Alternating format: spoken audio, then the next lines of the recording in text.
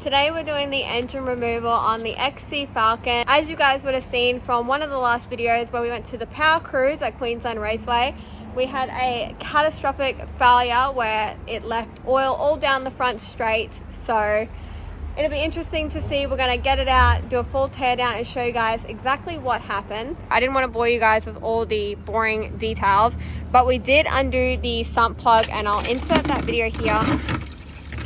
Yeah, so not very good. What we find when we open it, we want to see if the heads are okay and if anything in here is salvageable at all. But in the previous video you would have seen when he was racing, I think it was an RX-7. I'll insert the footage again for you guys so you can see.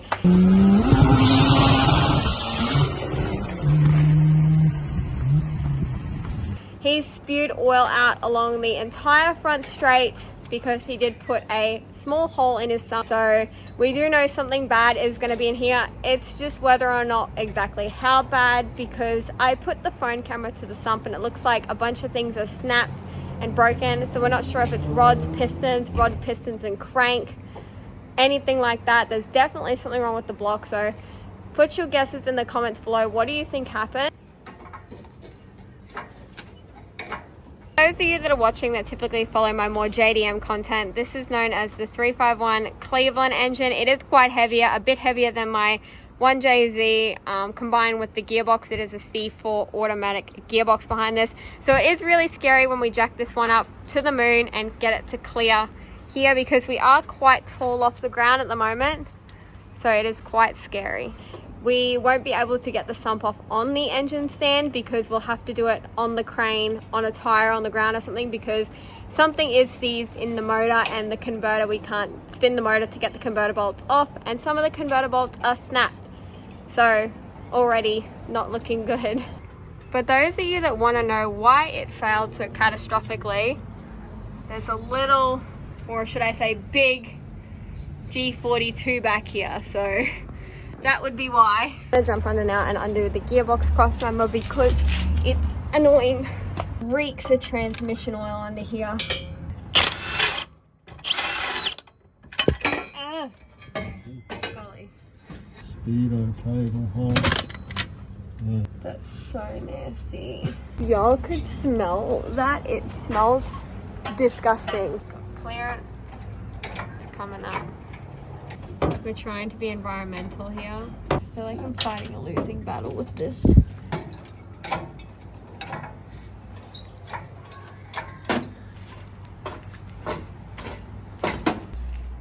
Out and cleared the front of the car.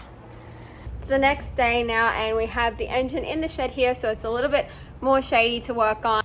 So a little background before I show you what we're going to start getting into. This is an auto, so unlike the rest of my cars with clutches and then a manual, this one is an auto. So I'll explain to you guys how it works, just in case you don't know.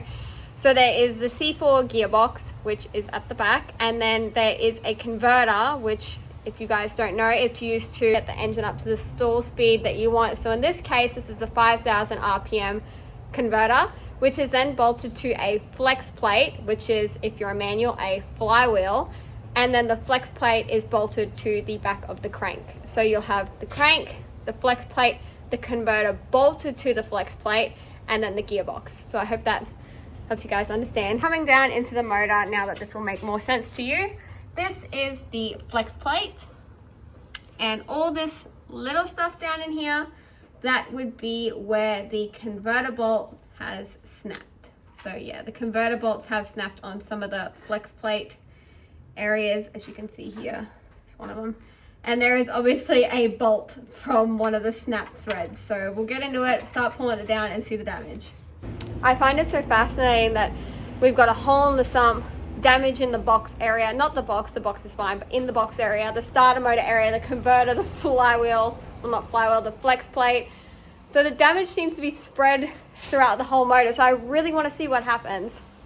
Okie dokie, so I have got a bunch of extensions, an adapter that goes bigger, and then a tiny little, I think 7/16 socket. Don't use your agger-dugger gun when doing up small bolts like this. It's okay to use it when undoing. So I'll be using it to undo them today. But I don't think I need it that long. all these sump bolts are off, so now we just need to get a screwdriver in here and pry it off and see what the damage is. So again, comment down below what you think happened to the motor. Oh God, wait for me. He already pried his side open. Oh, okay. I've got it. Okay, ready for the reveal. Are you ready? Yeah. Let's see.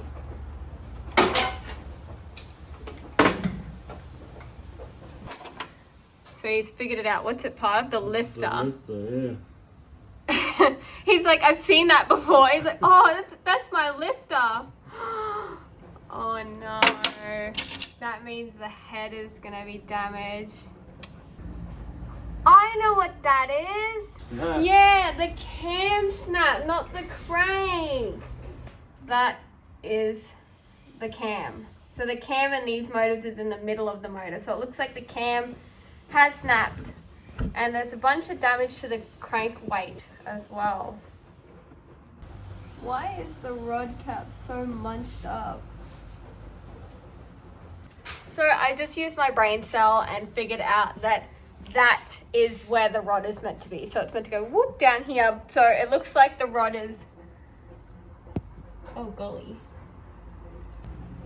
What is that? Why does it look like the piston's on the side? I just undone the gearbox bolts, and this is alarming. Usually the gearbox would not come away from the motor until you undo the converter bolts, meaning that all the converter bolts are snapped. So let's go ahead and pull this bad boy off.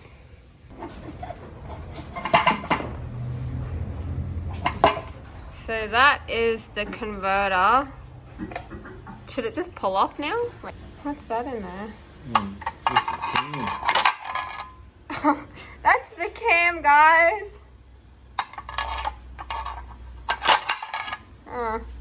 And what's all that? Ew. I'm scared. It's not heavy. I think that. Yeah. It's not heavy.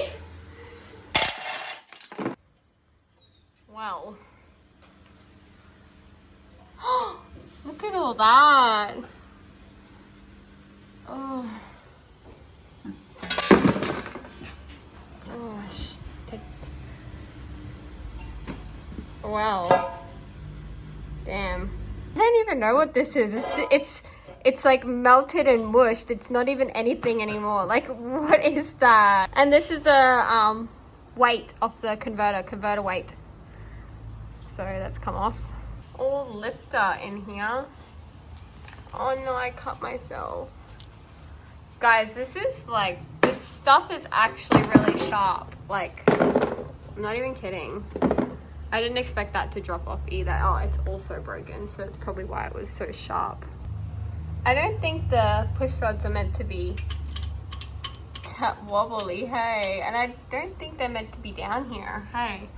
So now that we got this off, we can get it on the engine stand, and I'm alarmed because these are not meant to be here, the push rods, and that that cam is sideways. So let's get her on the engine stand and tip her upside down. I fished out a bunch of stuff out of the sump. Obviously this is not from the sump, but that is part of the cam.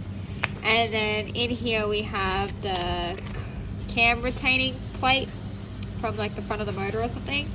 And then here we have, looks like part of a piston. We have a lifter, more of the cam retaining plate, bunch more pieces of lifters, there's heaps of them, a piston ring, and then just a bunch more piston, that squished up bit of metal from earlier, something, more lifter, this little lifter, piece of a lifter where the push rod goes, I think. So yeah, that's just what I fished out of the sump with my hands. So first things first, when you're doing a disassembly, I highly recommend a ton of Ziploc bags and a pen. That way you can label everything that comes off exactly, so you know exactly where it goes when you put it back together, because you might think you know, but when it takes 6, 8, 12 months longer than you're expecting, you don't know anymore. So do the bag idea, and it keeps everything a lot more organized. So first things first, we're going to go ahead and do the covers either side. the manifold, and then we'll get down into the heads. Please.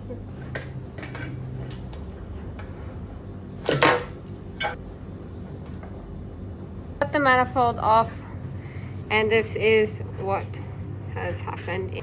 Pretty catastrophic. If you don't know what you're looking at, the push rods are all going to be cooked and all the lifters are cooked. Some of the lifters are completely missing, some are still in there, and some are in half. The front looks better, and then halfway down to the back kind of just went terribly. So I'm just going to go ahead and undo all these cam cover, tappet cover, bolts. They're not overhead cam. They call it a tappet cover. Whatever that is. Ew. What's a tappet cover? It looks all good aside from that push rod.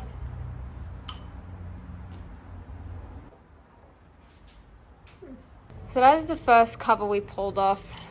That is that push rod I showed you. All of the rockers look pretty good condition, which is good. And this is the other side we've pulled off. Again, all looks pretty good condition. You have to take the rockers off first so we can get to the head bolts. So I'm going to zap those off with the agar-agar gun, and then we should be able to get to the head bolts.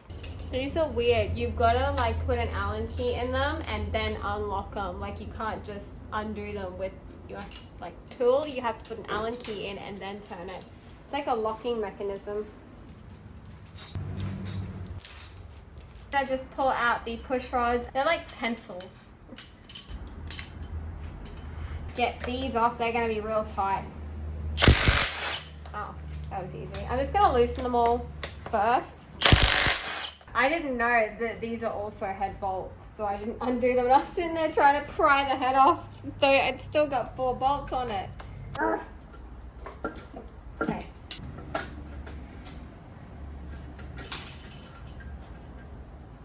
What's it look like? I haven't seen it yet, guys. Oh, it's good. It's salvageable. Yeah. Sorry, that's probably a bolt. We can reuse it. Alrighty, so I'm so surprised the head is okay because look at that piston. Wow. That's insane. I wonder if it's... Yeah, it's stuck. Probably get it out when we whack it. Look at the block down in there. Thank golly gosh. That is insane. It's crazy how it got stuck sideways. That's so shocking. Now on to head number 2. Let's hope the same story with this head.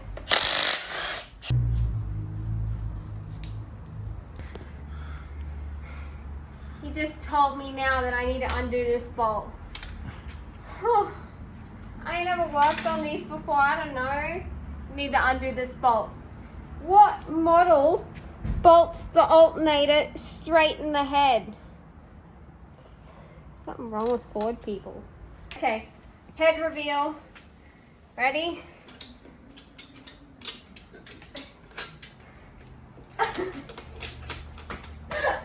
Oh, the gasket's caught on the bolt.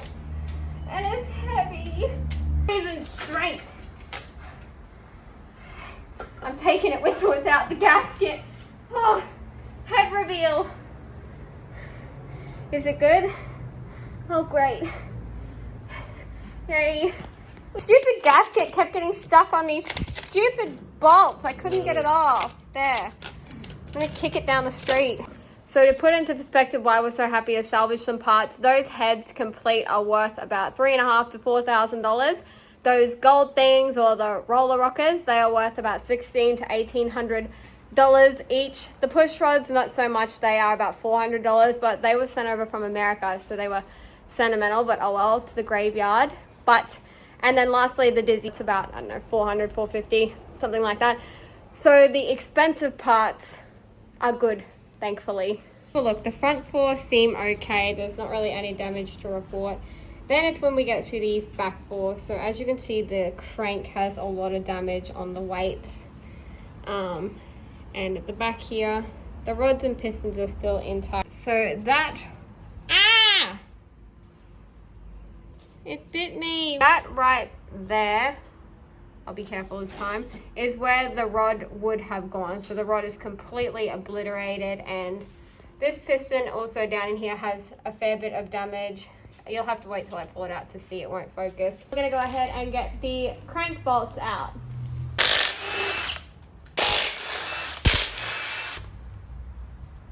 Number 1, looks good. Yay. 2, perfect. Let's see. Alrighty, so we can get the crank to move with everything loosened. Let's try and push this bad boy out. Hold up. There's 2 of those bolts. And some shards. Is it bent? Yeah, it is. It's bent. It's bent, guys. Look at it. Oh. Wow. That's cool. Oh. This one appears straight. Number 2. Pretty good. 4. I skipped 3 because I could only get 4 out. 4 looks good. Nothing wrong with it. It looks straight. That's number 3. That one's number 3. Okay, so we're going to spin it a bit so we can get to these back ones. Okay, this is number 8. So the bearing on number 8 again has that copper wear on the side. Again, I don't know if that's from this failure or just from old age. And that is number 8 piston and rod. So a bit of damage down there. Bit of damage underneath. The rod looks straight enough. Number 7. Yeah, she's bent. Number 7 is bent. You can see that. If I just hit it down, I'll be able to undo it. Hey. Don't hit it on there. Ah! Ah! Oh! I whacked my knuckle on that bolt. It's my normal hand, and this is the hand I just hit. Can you see how swollen this finger is? Look at it. It's already swollen. Only just happened. That's my normal finger. And that, look at it. So that took us ages to get out. We just did it off camera. We whacked number 7 off. That's the one with the rod that doesn't exist anymore. We whacked that off. It's stuck in here. And then we're just going to go ahead and get number, I think this is number 5. We're going to go ahead and get this one off now. So I'm going to do some whacking. So this is, what number is this? 6? 7? 7 or 6, I don't know, don't remember. So that is what's left of it. And funny enough, I can't find the rod. So I think it has just disintegrated into a million pieces. Maybe it bent and then snapped. I don't know, I'm not too sure. But weirdly enough, the one beside this one is seized on there as well. Yeah, weirdly enough, this is the broken one with the broken piston. This one will not come off. It's completely stuck on there, and we've even hit it with steel hammers. No clue what's going on. Not much wrong with it, to be honest. Looks like it was seized up on the side there with the other one. Another lifter. This is what we're working with. So 1, 2, 3, 4, 5, 6, 7, 8. That's what we got. The worst bent one is number 1, but the worst rod is number 1, 2, 3, 4, 5, 6. Number 6. The others look relatively straight. That one looks slightly bent. That one looks a little bit funky. Bearings all look, you know, all right. Not the best, but whatever. I forgot we had to take the timing chain off. So we had to take the water pump off, the alternator, the plate, and we just loosened that bolt so we can get the timing chain off. Take this one out. Should I? I've never taken a timing chain off. Right.